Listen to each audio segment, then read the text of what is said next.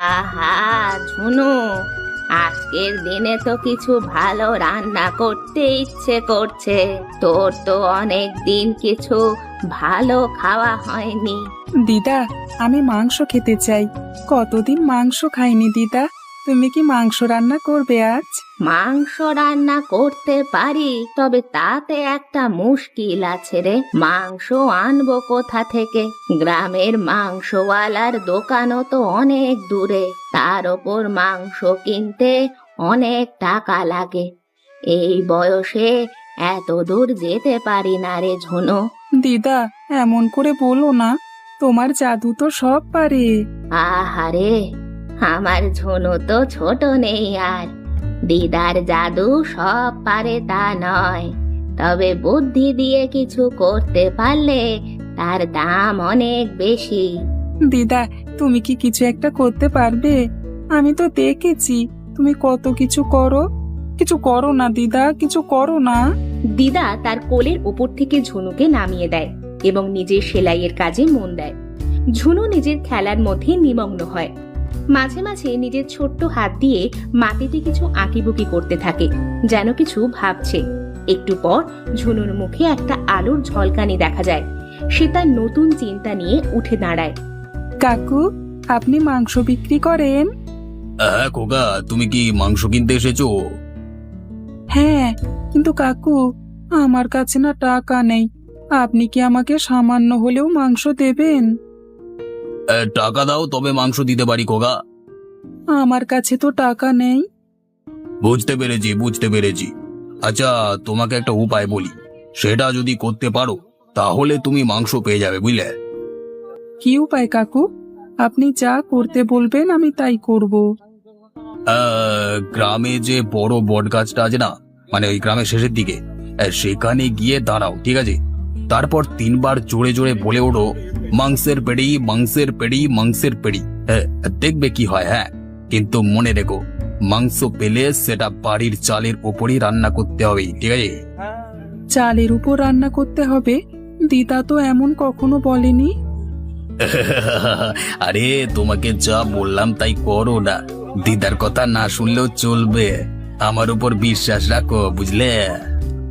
দিদা, গাছ থেকে কিছু পড়লো? দেখ তো এটা কি?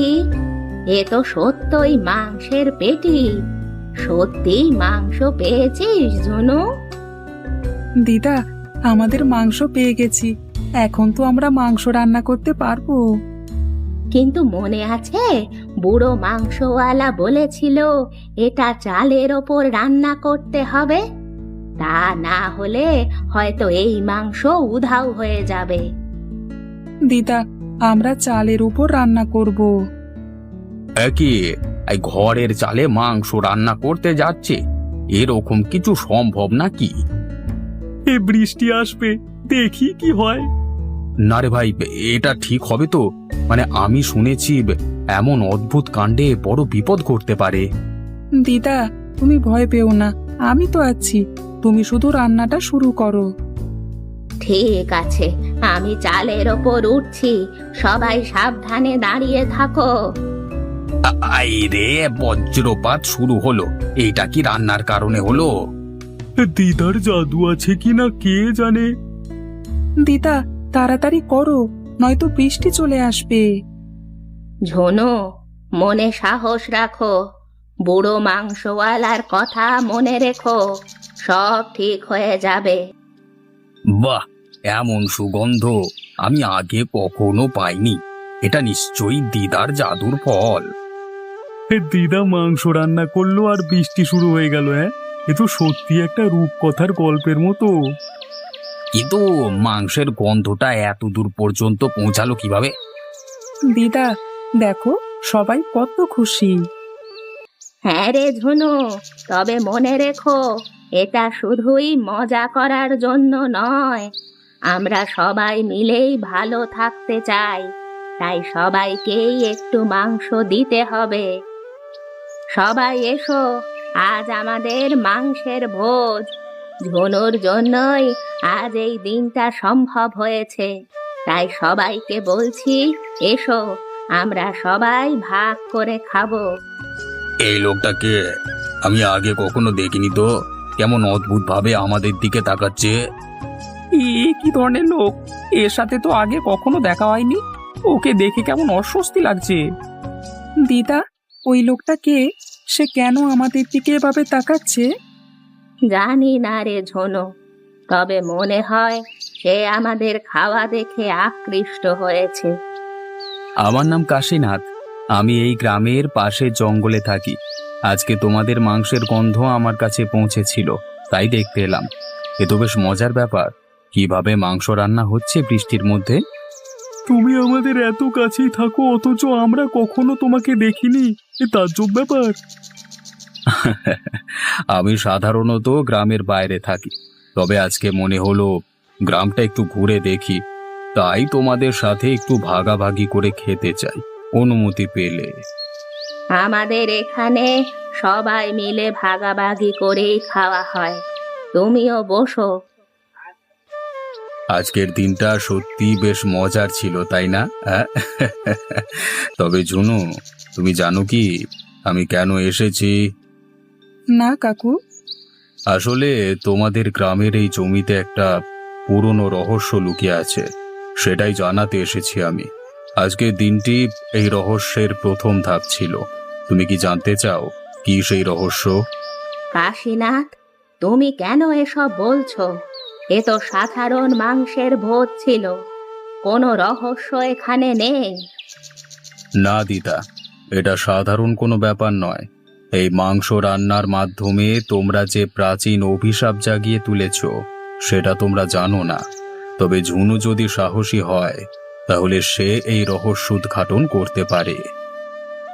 আমি করতে পারবো কাকু, আমাকে বলো কি করতে হবে। কালকে রাতে যখন সবাই ঘুমিয়ে পড়বে, তুমি একা একা সেই বট গাছের নিচে যাবে। সেখানে তোমার জন্য কিছু অপেক্ষা করছে, তুমি সেটা নিয়ে আসবে এবং তখনই সবকিছু স্পষ্ট হবে। আমি পারবো। কাকু বলেছিল আমি যদি সাহস করি তাহলে সব রহস্য খুলে যাবে। এ তো চাবি, কিন্তু এটা দিয়ে কি হবে? জুনু, এই চাবি দিয়ে তুমি একটি পুরনো দরজা খুলবে, যা এই গ্রামে লুকিয়ে আছে। সেই দরজা খুললেই তুমি জানতে পারবে তোমার ভবিষ্যৎ কিভাবে তৈরি হবে। আমি সেই দরজা খুলবো কি করে? কিন্তু সাহস না থাকলে তুমি সেখানে যেতে পারবে না। দিদা, আমি কালকে রাতে সেই বটগাছের নিচে গিয়ে একটা চাবি পেয়েছি। কাশীনাথ কাকু বলেছে এই চাবি দিয়ে আমি গ্রামের কোনো এক পুরনো দরজা খুলতে পারবো, যেখানে লুকিয়ে আছে আমাদের ভবিষ্যৎ। ঝোনু, ওকে পুরোপুরি বিশ্বাস করা ঠিক হবে না। আমি জানি না, কিন্তু আমার মন বলছে এতে আমাদের ভালোই হবে। কিন্তু এটা কিসের চাবি সেটাই তো জানি না। বেশ, তুই যখন চাইছিস তখন বলি, এই চাবিটা তোর বাবার পুরনো ঘরের চাবি। ঝুনু তার দিদার পরামর্শ শুনে বাবার পুরনো ঘর খুঁজে বের করার সিদ্ধান্ত নেয়। দিদা তাকে কিছু খাবার করে দেয়। ঝুনু চাবিটি নিয়ে বাবার পুরনো বাড়ির দিকে যাত্রা শুরু করে। বাড়িটা গ্রামের এক কোণে, সেখানে অনেক বছর ধরে কেউ যাতায়াত করে না। ঝুনু বাবার পুরনো বাড়ির সামনে এসে দাঁড়ায়। বাড়িটি পুরনো এবং চারপাশে জঙ্গলে ঘেরা, দরজা ও জানালাগুলি বন্ধ। ঝুনু ধীরে ধীরে দরজার দিকে এগিয়ে যায়। আমি পারবো, চাবিটা এখানকারই মনে হচ্ছে। ঝুনু চাবিটি দরজার তালায় ঢুকিয়ে ঘুরিয়ে দেয়। দরজাটি খোলার সাথে সাথে একটা পুরনো ধুলো জমে থাকা ঘর দেখা যায়। ভিতরে ছোট ছোট অনেকগুলি বাক্স এবং পুরনো আসবাবপত্র রয়েছে। ঝুনু ঘরে ঢোকে এবং ধীরে ধীরে ঘরের জিনিসপত্র খুঁজে দেখতে শুরু করে। হঠাৎ একটা পুরনো ট্রাঙ্কের ওপর তার দৃষ্টি পড়ে। ট্রাঙ্কটি খোলার পর ভিতরে একটি ছোট মাটির পাত্র পাওয়া যায়, যার ওপর কাশীনাথের নাম খোদাই করা আছে। এ তো কাশীনাথ কাকুর নাম। এই পাত্রের ভেতরে কি আছে? ঝুনু পাত্রটি খোলার চেষ্টা করে, কিন্তু পাত্রটি শক্তভাবে বন্ধ। তখনই পেছন থেকে কাশীনাথের গম্ভীর গলা শোনা যায়। ঝুনু, ওই পাত্র খোলার আগে একটু ভেবে নাও। এই পাত্রের মধ্যে এমন কিছু লুকিয়ে আছে যা পুরো গ্রামকে পাল্টে দিতে পারে। কিন্তু কাকু, আমি তো জানি না এখানে কি আছে। তুমি বললে আমি এই চাবি দিয়ে দরজা খুলবো, আমি তাই করলাম। কিন্তু পাত্রটা। ঠিক আছে ঝুনু, এই পাত্র খোলবার আগে তুমি তোমার দিদার সাথে কথা বলো। সে যদি অনুমতি দেয় তাহলেই তুমি এটা খুলবে। কাশীনাথ ঝুনুর দিকে মৃদু হেসে তাকিয়ে থাকে। ঝুনু চাবি আর পাত্র নিয়ে বাড়ির পথে পা বাড়ায়। ঝুনু দিদার কাছে ফিরে আসে এবং পুরো ঘটনা খুলে বলে। তার অনুমতি পেয়ে ঝুনু বাক্সটা খুলে ফেলে এবং তার ভেতর থেকে একটা খামবন্ধ চিঠি পাওয়া যায়, যাতে গ্রামটির পুরনো ইতিহাস লেখা আছে। চিঠিতে লেখা রয়েছে যে এই পাত্রের মধ্যে এমন একটি জাদু আছে যা শুধুমাত্র সাহসী এবং সৎ মানুষদের জন্য প্রকাশ পাবে। ঝুনু, এই পাত্রের মধ্যে সত্যি এক ধরনের পুরনো জাদু রয়েছে। তুমি কি সত্যি এটা খুলতে চাও? দিদা, আমি সত্যিই জানতে চাই পাত্রে কি লুকিয়ে আছে। দিদা সম্মতি দেয় এবং দুজন মিলে পাত্রটি খোলার প্রস্তুতি নেয়। পাত্রটি খোলার সময় হঠাৎ করে ঘরে আলোর ঝলকানি দেখা যায়। পাত্র থেকে এক ধরনের রহস্যময় আলো বেরিয়ে আসে এবং ঝুনুর সামনে এক অদ্ভুত চিত্র ফুটে ওঠে। আলোর ঝলকানির মধ্যে থেকে ধীরে ধীরে একটি অদ্ভুত চিত্র ফুটে ওঠে। ঝুনু দেখে পাত্র থেকে একটি সুন্দর বাগান এবং বিশালাকার ফল ও ফুলের গাছের ছবি ভেসে উঠছে। গাছগুলোতে সোনালী ফল ঝুলছে, যেগুলো একেবারে খাওয়া গেলে আজীবন সুখ ও সমৃদ্ধি আসবে। ঝুনু বিস্মিত হয়ে চিত্রটি দেখতে থাকে। কাশীনাথ আবার সেখানে এসে দাঁড়ায়। ঝুনু, তুই সঠিকভাবে পাত্রটি খুলেছিস। এটাই তোর পুরস্কার। এই সোনালী ফলগুলো নিয়ে যদি তুই গ্রামবাসীদের মধ্যে ভাগ করে দিতে পারিস তাহলে পুরো গ্রামই সমৃদ্ধি আসবে। কিন্তু মনে রাখিস, লোভের মধ্যে পড়লে এর প্রভাব উল্টো হবে।